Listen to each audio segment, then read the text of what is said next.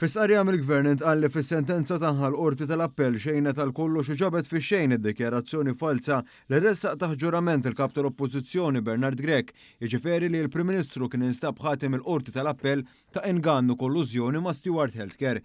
Ġie notat l-atteġġament populista tal-Oppożizzjoni fejn il-kap tal-Oppożizzjoni ħareġ jiġri ikanta vittorja mingħajr ma lanqas biss analizza dak li verament qalet il-Qorti, inkluż l-appell li sar mill-Qorti għall-aqal.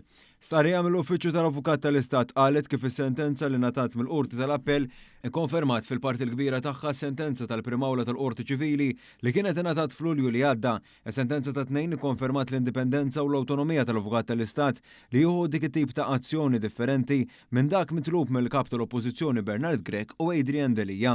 Ġie notat kif il-Qorti tal-Appell rrifjutat id-dikjarazzjoni magħmula minn kmamar tal-aħbarijiet li l-Avukat tal-Istat huwa fid-dmir li jieħu din it-tip ta' azzjoni minflok ġie ċarat li l-avukat għandu seta' imma mhux id-dmir li jieħu azzjoni.